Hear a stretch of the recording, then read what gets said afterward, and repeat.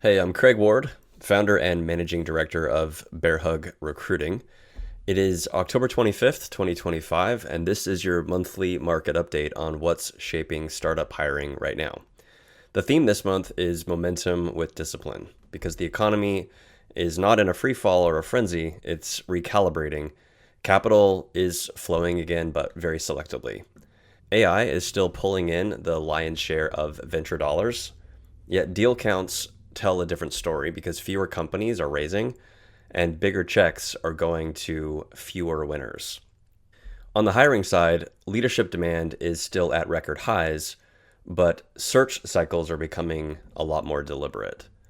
Each month, I unpack 8 key signals that help founders, investors, and executives read the market faster, clearer, and with a focus on what really drives hiring at the top of the org chart. So let's dive in. We'll start with tech layoffs, a signal that's been defining the talent market for nearly 3 years. The story this month is that the wave seems to have finally broken. Through mid-October, about 98,000 tech employees have been laid off across 216 companies. That's down more than 35% year over year, and a fraction of what we saw at the peak. For comparison, there were 151,000 layoffs in 2024 and more than 260,000 in 2023. The good news is that mass cuts that flooded the market with average talent seem to be behind us. And the reality is the best leaders, the ones who know how to scale, were never really laid off, or the ones that were, they were scooped up fast. That means we're now in a market where the hiring window is more narrow. Only a few truly exceptional executives are really going to surface automatically, and they're moving quickly. For founders and investors, this is no longer about mass hiring. It's about precision timing. The layoffs may have slowed this month, but the race for transformative talent hasn't. It's just shifted from, let's say, volume to velocity. In other words, superior talent is still the moat, and everyone is racing for it. Now let's talk about executive hiring, because this is where the real pulse of founder and investor confidence shows up. In Q3, executive hiring rose 14% quarter over quarter, marking a new post-COVID high for leadership demand. But unlike the breakneck pace that we saw a few years ago, this growth comes with a layer of discipline. Public markets are up, private capital is flowing again, and yet companies aren't racing to expand headcount. They're hiring only where it matters most. Since Q3 of last year, reliance on search firms for director level and below roles has dropped by nearly 10 points. Those positions now make up only about 15% of search activity, down from roughly a quarter of the market a year ago. Meanwhile, head of, VP, SVP, and C-level roles are up 19% year over year. That's the clear signal. The market's appetite isn't broad, it's targeted. Searches are also moving faster. The median time to identify a placed candidate fell from 23 days in Q2 to just 15 in Q3. That's the quickest pace since the pandemic. Private equity exit value is up 28% year over year, and median comp for senior roles is up 26%. VC searches rose 25% quarter over quarter, so while the market is acting cautious, it's not pulling back. Here's the takeaway. Growth seems to be back, but it appears much smarter. Founders aren't chasing headcount, they're prioritizing impact. AI is a huge part of that. And for executive talent, that means demand is still rising, but so is the bar.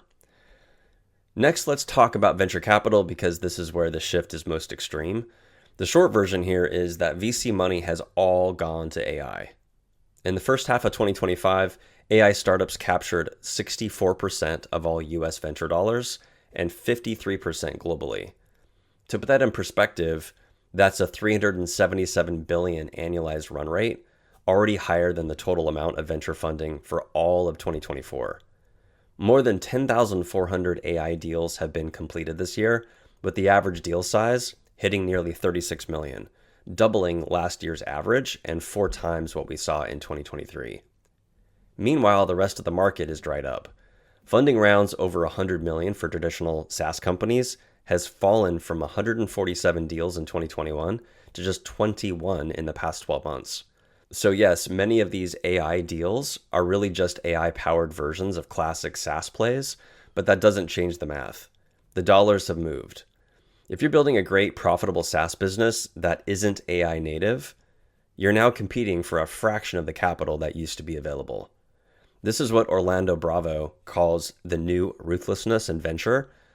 Investors aren't chasing growth for growth's sake anymore. They're chasing defensibility, data moats, and true AI differentiation. For founders, the takeaway is clear. Being AI enabled isn't enough.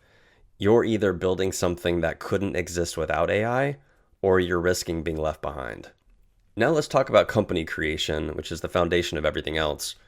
Business formation peaked back in late 2021 when nearly 376,000 new establishments were launched in a single quarter, which was the highest in recorded history. But since then, the pace has cooled and leveled off around 322,000 per quarter. On the flip side, closures spiked through 2022 and 2023 as the weakest ventures, many born during the stimulus boom, finally ran out of runway. The encouraging part is that those business deaths have now started to moderate. We're now moving from a shakeout to a steady state cycle where the companies are still standing, are stronger, they're leaner, and they're better built for this new environment. The Bureau of Labor Statistics only updates this data quarterly, so the next release won't hit for another few days right at the end of October. But even with what we have now, the picture is pretty clear. Net business creation is still positive, but growth has matured. The startups being created today are being built differently. They're disciplined by design. They're raising less money. They're hiring smarter, and they're planning for profitability much earlier. For executive hiring, that translates directly. There may be fewer open seats overall, but the ones that exist will demand leaders who can do more with less.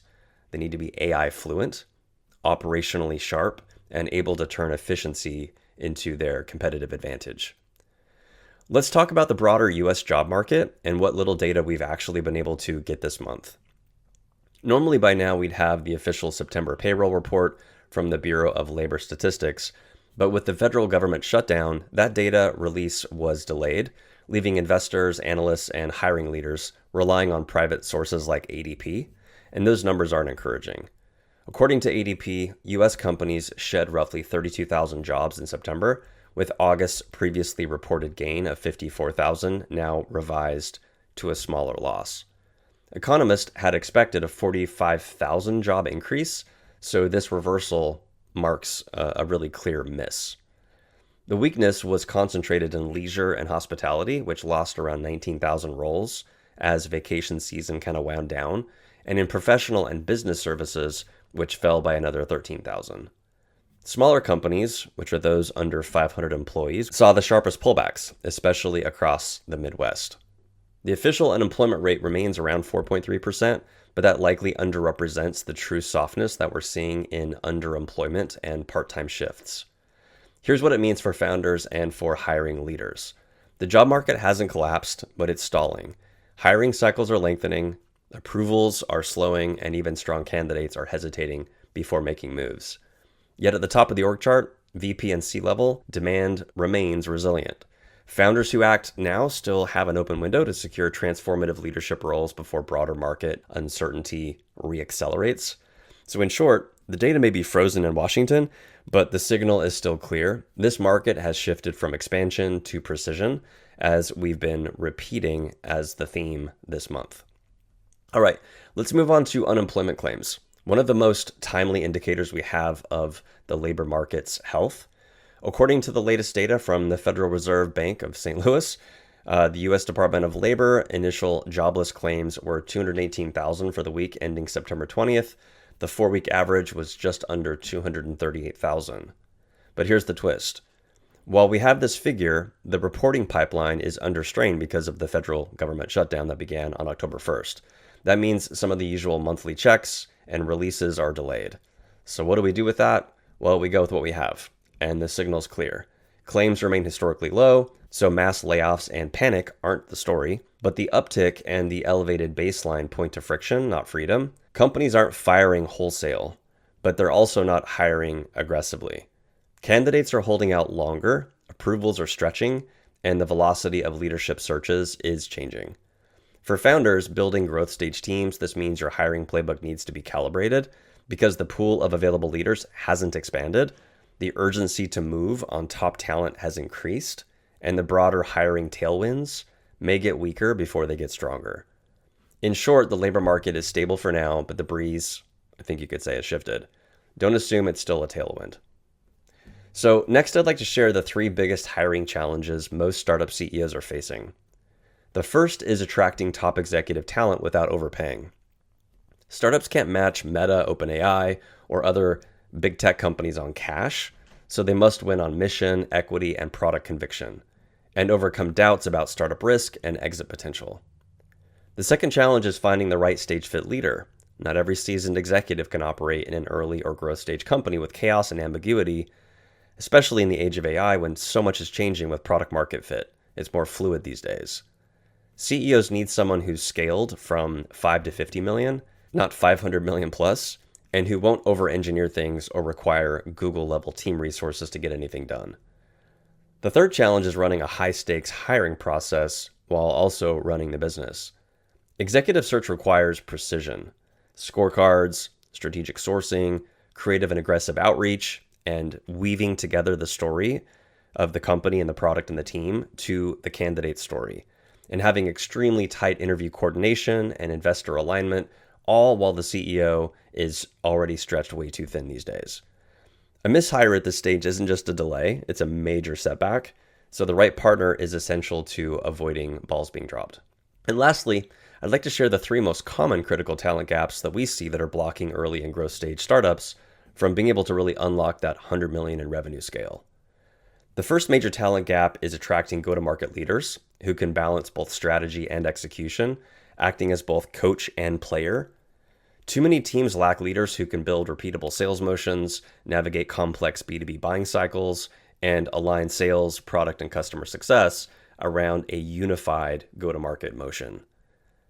The second major talent gap is prioritizing and successfully hiring someone in the strategic finance role.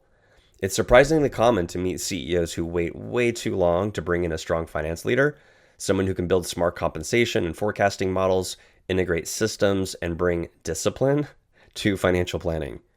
Without this leadership, CEOs often struggle to model growth, manage burn, and make confident data-backed capital decisions, which becomes a critical issue during fundraising. That's often when investors bring us in. The third major talent gap is hiring a cross-functional product leader. Vision, engineering chops, or fundraising skills alone aren't enough. Many startups need a product leader who's fluent in agentic AI, can prioritize across diverse customer types, drive delivery, and scale the team without creating chaos. These roles, go-to-market, finance, and product, are the hardest to get right and the most essential for startups to unlock that 100 million in revenue scale. Speaking of which, if you or anyone in your network needs help hiring, it's important to know that most executive search firms are still operating in the past. They're slow, they're expensive, and they're built for the enterprise, not for fast-moving, resource-constrained startups. At Bearhug, we've re-engineered executive search from the ground up. We've integrated modern tooling, smart automation, and a fresh approach to doing the deal structure, all designed to match the speed, the budget, and the realities of early and growth stage teams who are looking to unlock 100 million in revenue scale. We call our model the easy button. This model is guaranteed to deliver you with 2 or more executive level candidates chosen off our slate within 30 days who'll be advanced to at least stage 3 of your interview loop, or you won't pay us a penny. And keep in mind, these aren't active job seekers. They're top 10% executives vetted against your exact requirements, scored, and fully written up. They'll show up to their first interview pre-qualified, pre-educated, and pitching you on why they're the right person to hire, even though just days earlier, these people had zero intention of leaving their current role or entertaining something new. We enable you and your team to stay focused on unlocking that 100 million in revenue scale, while we handle 90% of the heavy lifting and only have you engage in the critical 10% of the search process that matters the most. This way, you and your team can stay focused on accelerating product market fit, creating a fantastic customer experience, and accelerating your business growth.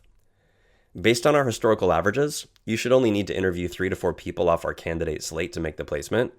And while we've finished executive searches in as little as 9 days, it's safe to plan on it taking roughly 45 days from kickoff to getting a signed offer letter, which is still 2.7 times faster than the industry average for executive level search. Lastly, you can plan on advancing at least 80% of the candidates that you choose off our slate to the second round of your interview loop, which demonstrates just how well our candidates will match what you're looking for. One thing that often surprises both clients and their investors, and that we believe will surprise you, is the level of transparency that we provide. From day one, we deliver a metrics-driven summary of every key action taken, updated weekly, along with real-time visibility into how the talent pipeline is progressing. This allows us to iterate quickly if needed and bring each key stakeholder into the process at exactly the right moment to help get the ball across the goal line. And the best part, we know trust has to be earned. And to prove our model works for select new clients, we're willing to front load the work on their first search that we work on together and defer our engagement fee until interviews begin with your top picks from our initial candidate slate. Plus, every invoice that we send is always tied to pre-agreed upon performance milestones. For the record, engaging with Bearhug won't feel like a high-pressure sales pitch. Our focus is on leading meaningful, strategy-driven conversations with founders and their investment teams who understand that great leadership isn't just important, it's the moat. The best outcomes come when the right executives row in the same direction, and that kind of alignment doesn't happen by accident. You and your backers are already thinking about replacing or adding key executives to your team, and working with Bearhug will just make that process easier. If you're a hands-on investor looking to de-risk your portfolio or a founder ready to unlock $100 million in revenue scale, let's talk. To kick things off, we can swap notes on what we're both seeing in the market. Then I'll walk you through exactly how the Easy Button MSA works in practice. And I'll share our frameworks, our tools, and our referral systems, all super useful, whether we end up collaborating with you or not. Go ahead and use the link provided to book a call, shoot us an email, or pick up the phone and let's explore what's possible. I'm really looking forward to the conversation.